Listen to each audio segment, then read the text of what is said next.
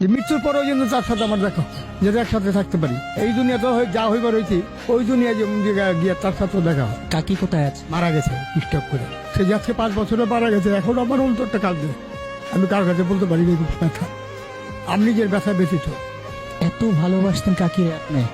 আপনার কাকিকে এই স্টুডেন্ট থেকে আমি নিয়ে গেছিলাম, এইখান থেকে আমি নিয়ে গেছি পঁচিশতলা থেকে। কিন্তু তারা নিয়ে আমি সংসার করি 30 বছর।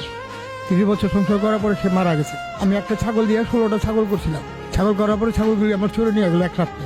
নেওয়ার পরে সে চিন্তা ব্রেন স্ট্রোক করে দিল, তার হাত পা পুঙ্গ হয়ে গেল। তারপর আল্লাহর কাছে আমি বুঝলাম, আল্লাহ পাক পাক পারপার দিকে তুমি তার রেখা যাও। রেখা গেলে আমি তার নিয়ে ভিক্ষা করে খাবো, কিন্তু তারা এতটুকু আদর করছি। কিন্তু সে তো থাকে, সে চলে যেতে আবার ছিল।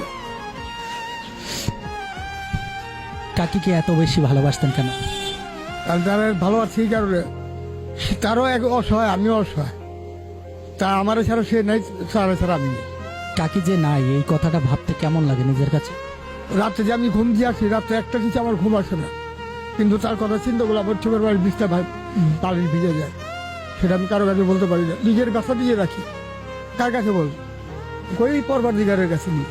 কাকি কেমন আদর করতো আপনাকে? খুব আদর করতো।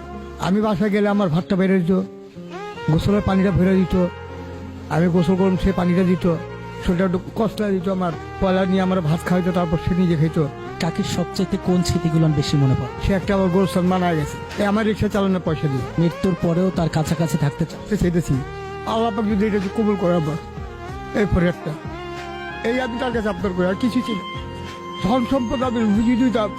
আজকে ঢাকা সিটির ভিতরে আমি 5 তলা বাড়ি 6টা করতে পারতাম, কিন্তু সে লোক করিনি আমি। কারো চেনা পয়সা আনুম সেই হিসাব কিতাব করিনি।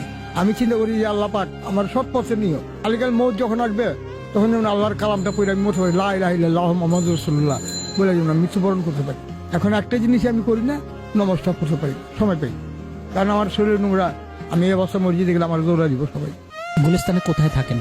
এই স্টুডিয়ামে রাত যাপন করেন এই খোলা আকাশে নিচে? এছাড়া কোথায় যাবো? একটা ঘর ভাড়া নিতে গেলে 3,000 থেকে 4,500 টাকা দিতে হয় ভাড়া। কারণ আমি রিক্সার কাজ চালাই, এখন কয় টাকা কামাই?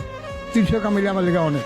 এত বেশি ভালোবাসতেন কাকি? আমি অন্তরটা কাইটা যদি তারা দেখাইতে পারতাম আপনাদের, তাহলে বুঝতে পারতেন যে তারা কত স্নোর, কত মহব্বত করছি। কিন্তু আমি রোড জগতে থেকে তার কত মহব্বত করছি, কিন্তু শিল্পপতিরাও করে আমাদের মতো হয়নি। আমার এছাড়া সে কোনো ভাত খান মুখে দেওয়া দেখাতি, আর তার এছাড়া আমি খাওয়া দিই। আমি যে রিক্সা চালিয়ে দিয়েছি, সে আমার অপেক্ষা করেছি। ভালোবাসা ধন সম্পদে যদি হইতো, শাহজাহান, সম্রাট শাহজাহান সে আগ্রার তাজমহল করছে কেন? ভালোবাসার জন্য। সে টাকা পয়সার দিকে পরবা করেনি, কিন্তু সেরকম দামে আমার সমর্থন নাই। তার স্মৃতি একটা করে রাখুন, তার স্মৃতি একটা যে করে রাখুন, সেই সম্পদ আমার নাই। আমার যদি থাকতো আমি ঠিকই করে রাখতাম, অন্তরে রাখছি। এখন খারাপ লাগে না এই বয়সেও রিক্সা চালাতে হয়, খোলা আকাশের নিচে ঘুমা? খারাপ লাগে, কি করুন? পেট যদি আল্লাহ পাক না দিত আমি রিক্সা চালাইতাম না। পেটটা দিয়ে আল্লাহ আমার ঠেকাই দিত। পেটটা যদি না দিত আমি মানুষের যত্ন করে দিতাম, কিন্তু সেটা আমার সমর্থন নাই।